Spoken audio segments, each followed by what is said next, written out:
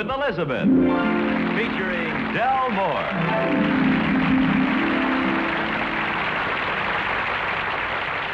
Incident number 1 in the life of Elizabeth occurred when she and Alvin were newlyweds.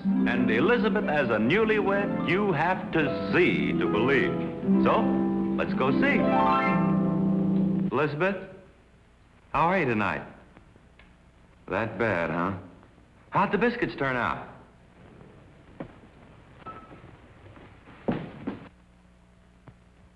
Elizabeth, you shouldn't take them out of the oven. They might fall. Oh, they look fluffy anyway.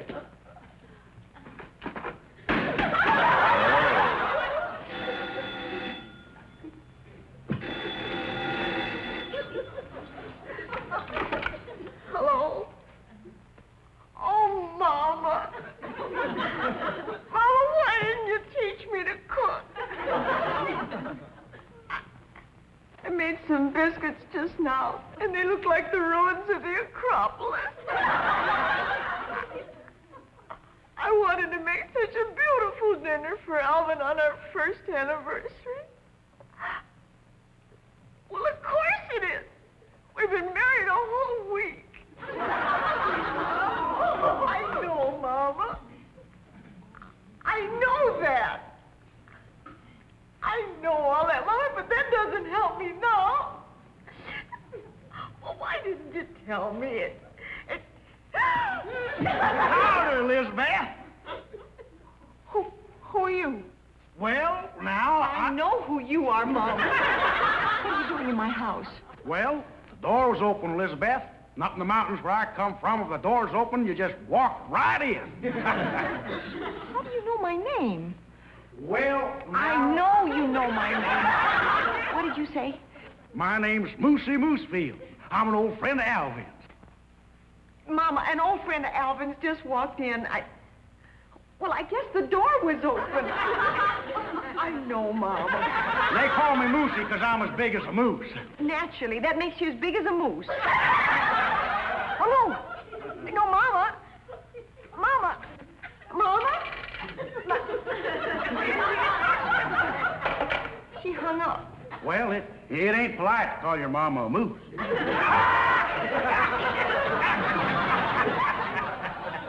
I think I've heard Alvin speak of you, Moosey, but he isn't home yet. Why don't you come back tomorrow? Mamas are very sensitive about being called moosies.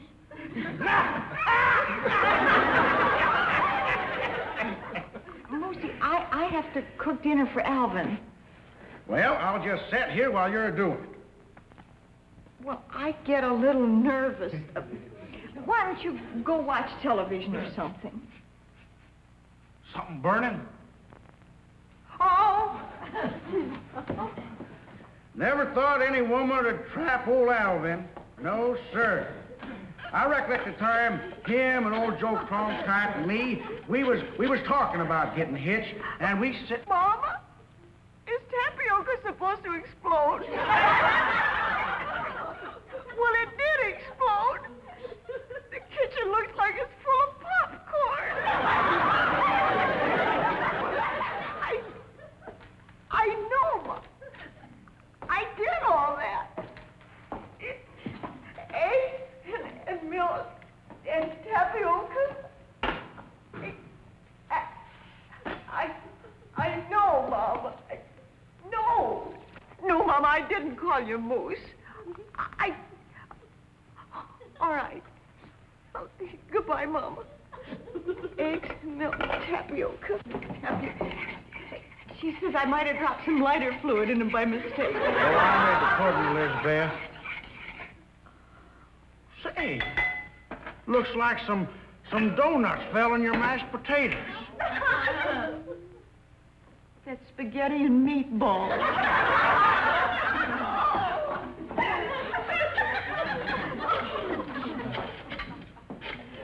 Why, it looks like mighty lively meat, Elizabeth.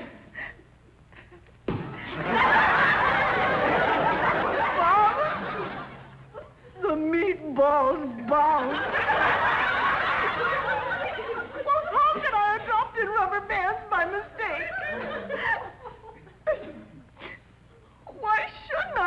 pie. Suppose Alvin had eaten the tapioca and then the meatballs, and then the tapioca had exploded. And would have started the meatballs bouncing all over his stomach. He might have been killed.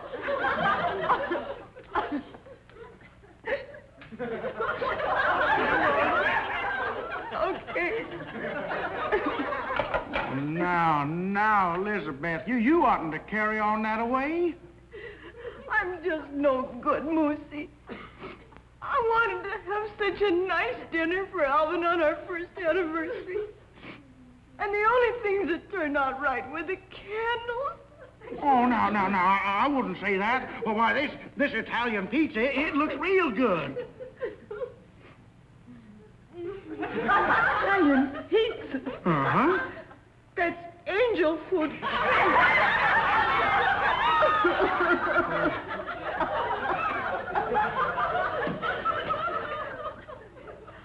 I'm just no good. I shouldn't be allowed near a kitchen. Elizabeth Borgia, they'll call me. The poisoner of 49th Street. Alvin hasn't had one decent meal all week. What are you doing? This here's a recipe I learned up in the Dakotas. What's it called? Sioux City stew. Yes, sir. Alvin liked it real well when we was camping up in the Sierras. Say, Elizabeth, hand me that spring potato over yonder, would you, please?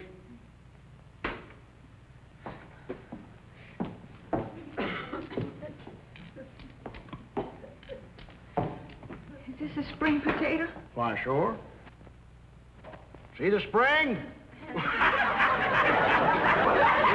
sir. Hey, you better turn off the fire under that pudding. It ought to be about done now. Sure, Moosey. It looks beautiful. Natural. See, I put on the spaghetti sauce, too. I don't know how I'm ever going to thank you. Every meal I've cooked so far has been burned. Oh, that's all right, Elizabeth. Well, I'll put this on the stove. There.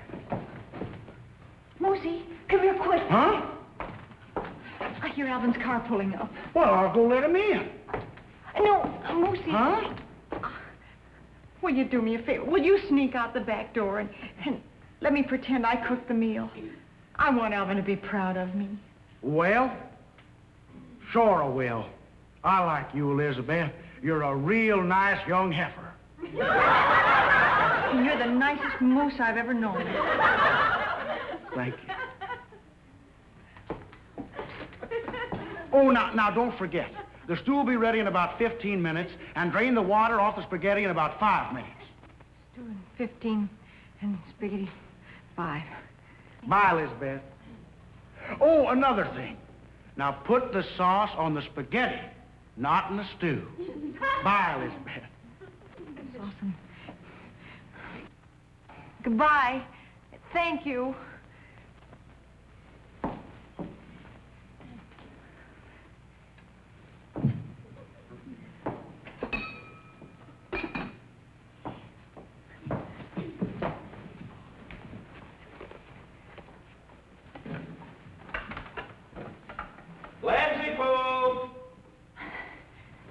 Hi, darling. Oh, hello.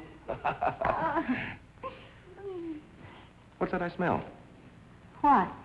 It smells like unburnt food. Oh. Honey, you did this yourself? Come on, sit down. Oh, that's wonderful. Oh, I forgot. I met a friend of mine out front. I'll call him. Hey, Moosey! Elizabeth, I want you to meet my friend, Moosey Moosefield. Howdy, Elizabeth. You two act like you've met. Well, we've howdied, but we ain't shook. I'm shaking now. Let's see. Get your place right here. Oh, fine. Now, thank you, Alvin. Yes, sir. You haven't tried Elizabeth's cooking, have you? Oh, no, I haven't. Sierra's never like this. No? Oh, brother. What's the matter, honey? Alvin, I have a confession. Did I ever tell you about a young heifer I knew once who talked too much? Big Mouth Annie, we used to call her. That girl never did learn that a happy husband don't have to know everything. I'll have some of this stew, Elizabeth.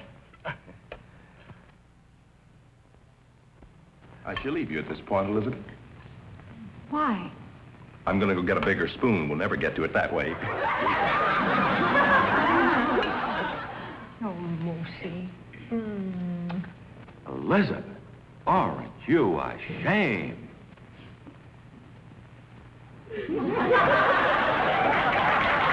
Number 2 in the life of Elizabeth occurred because, 1, she'd been reading a magazine again, or 2, she's trying to cover up for something she's done. You never know how Elizabeth's mind's going to work. Careful you don't get a burn. Any minute now, you're going to tell me that you can hear the waves washing up on the shore. I can. I can also hear the wax ironing down by the beach. Once again, I ask you, why did you do all this? Just so you could walk around saying, Dr. Livingston, I presume. Time to get back to work. As my husband slowly sinks through the floor, we leave the little island. Elizabeth, look, I know you. You're covering up some minor atrocity of yours. The car. You had the car today. Which is correct, Alvin? Earthy dirt or dirty earth? That's what you've done. You ruined the car. Why else would you make a jungle out of the front room? Page 17. Elizabeth, come out with the jumbles. You haven't had your shots yet. There's an article in this magazine, sweetheart, that tells all about it. Come home from work, and what do? I walk into a paradise, all right, right in the living room. Nothing but leaves. Not leaves, sweetheart, fronds. As a matter of fact... Don't you say it. What you were going to say? I was just going to say these are fronds of mine. Okay. Here's the article, here. It's called, Does Your House Look Like a Home? Don't you like the way they word these things, honey? Not special, I know. And then it goes on to say, here it is. Why not bring the outdoors indoors? What does that mean? Are you trying to be sarcastic, Alvin? Maybe you can tell me how we can bring the outdoors indoors. Open a window? I still say it's a stupid statement. Indoors. Well, all they mean is bring a few plants in the house. They don't expect you to put Mount Baldy in the den. Hey, okay. Go on, I'm sorry. Well, of course, these people went kind of overboard, but look at that. Isn't that beautiful, Alvin? See, they didn't even buy a front room rug. Looks like a rug to me. It isn't. It's a swimming pool. Let me see that. I told you they went overboard. They must be kidding. Well, you must admit there's nothing like drowning in the front room. This says the Petersons converted their home into a tropical paradise. It's known as the Tahiti of 193rd Street. There's one on the next page that's called the Honolulu of Hogan's Alley. Everything in the house is tropical. Orchids bloom in the fireplace. Sounds wonderful. Well, how do they keep the place warm? Steam from the jungle. There's a waterfall in the hall closet, and tropical insects buzz in the patio. I bet we could buy the place for a sarong. You've succeeded again, haven't you, Elizabeth? What? In getting my mind off the subject of the car. You didn't finish the article. Waterfall in the hall closet, tropical insects in the patio. They've even converted the kitchen into a swamp. What? Thought that'd get your mud. I mean, how about that? Swamp. How does she get from the sink to the stove? Stepping stones. That's her picture. She looks sick. She is. Caught malaria while she was doing dishes. How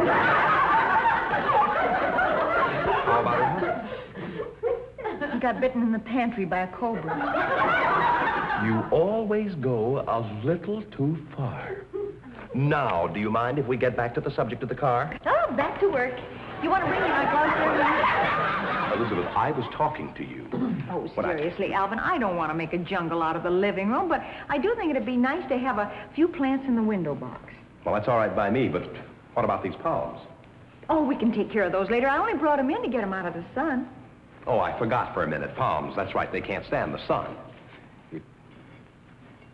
Elizabeth, shouldn't the window box be on the outside of the window? Not if you want the flowers inside the house. One thing about you, honey, you always have an answer. I suppose it would be too much trouble to go out and pick the flowers and bring them in. In all that rain? No, what is spring? It says right here in the catalog. That these flowers won't be in bloom for another 6 months. By that time, it'll be raining. If you think I'm going to go out there and catch pneumonia, pick Where the does flowers... it say anything about 6 months? Right there. I hate to disillusion you, Elizabeth, but it says that these seeds won't be in bloom for 2 years. I know, but that's last year's catalog. Honey, I happen to know that you're not this stupid. Now, what are you doing that you don't want me to find out? You want to hand me the sprinkler over there, Alvin? Elizabeth, I ask you a question. What are you hiding from me? Right here, I'm going to plant beets. Can I tell you about the policeman who fell asleep on the beach? Elizabeth.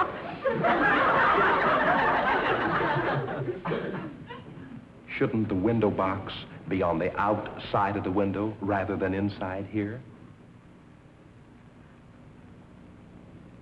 It's safer here. Why? What happened to the one outside? I scraped it off with the car. See, honey, I was backing out, and one of the car doors swung open, and it scraped it off the window. Never mind about the window box. What happened to the car? No doors. Come here, dear. Repeat after me. I am a dummy. I am a dummy. I have no brains. I have no brains. I am stupid. So am I.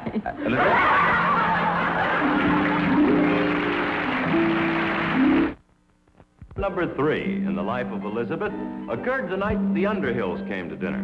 Now, Mr. Underhill worked at the office with Alvin, but Mrs. Underhill was a complete surprise. I see dinner's over. Alvin and Mrs. Underhill seem to be having a good time. Oh, my gosh. Look at Elizabeth and her partner. Okay, kids, you can come to life now. But you're such a young man to have such a position of responsibility. Isn't he, dear? Huh?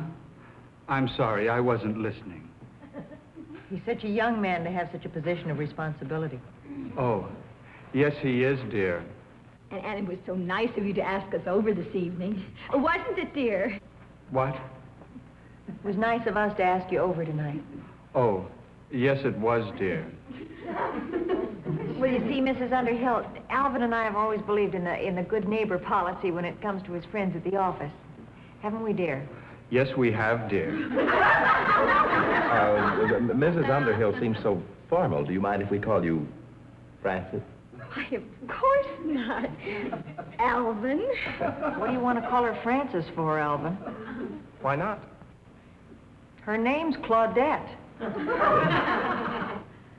I'm Francis. Oh, that's another way of being frank.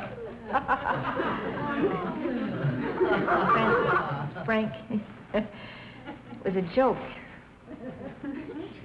I think Alvin's such a manly name, and yet it has such a soft sound, like a caress. Oh, really?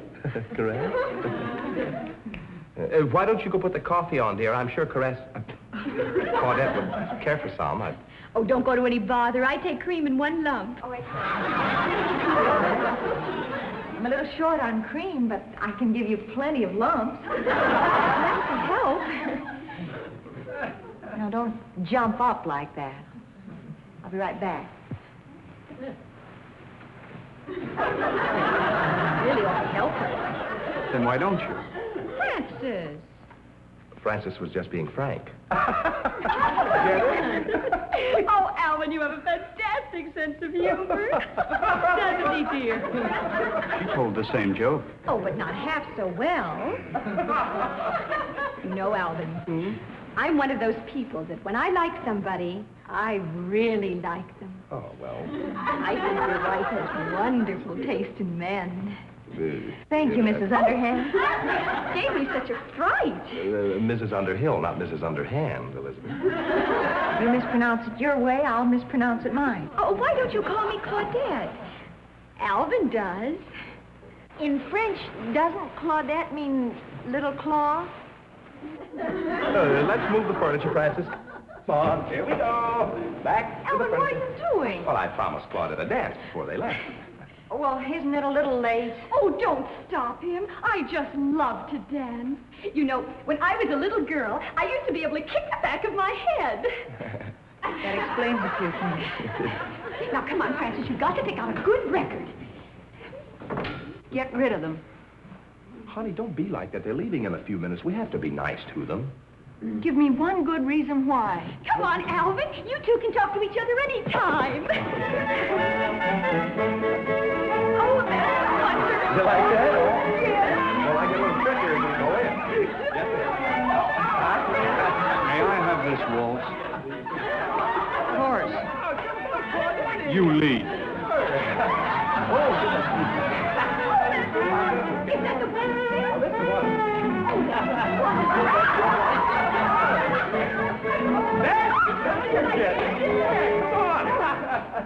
Hey, what's the idea? We just got started good. Francis and I are tired. And it's getting late, Lovebird. I have to be up early in the morning. Dear, and just when the party was getting started. Oh, there'll be other nights. Oh, well. Come on. Thank you, Alvin. It was so much fun. Oh, no. Thank you. Good night, Alvin. Good night. Good night. Good night. See him at the door. What's that third step, Claudette? It's tricky. Oops!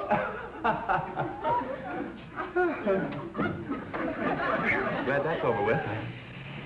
Thought they'd never leave.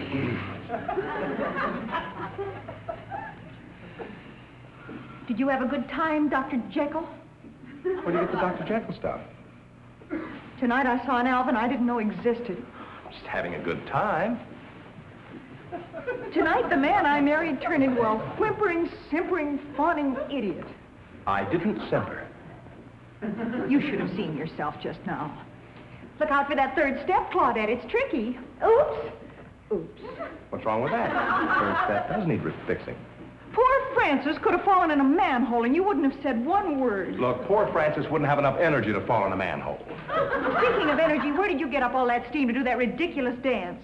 I've seen you get all worn out from jumping to a conclusion. Is that supposed to be a subtle remark? Maybe Claudette could do better. Oh, honey, now look, wait a minute. Look, she's not really a bad kid. She's trying to have a little fun. Let's forget the whole thing, okay?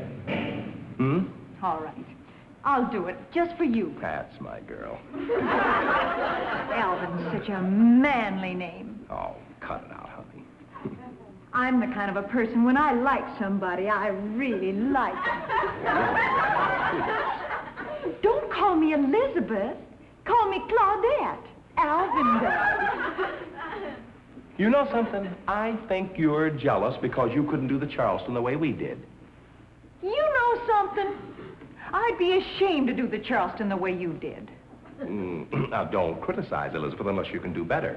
You take care of the waltzing in the family. I'll do the more intricate stuff. Someday I'll show you. Come in.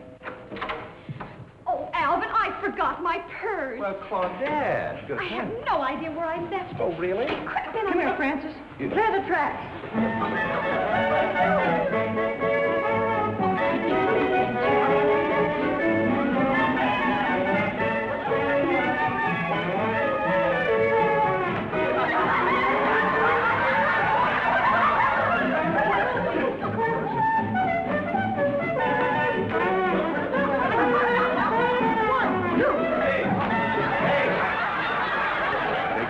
People. Goodbye, everybody.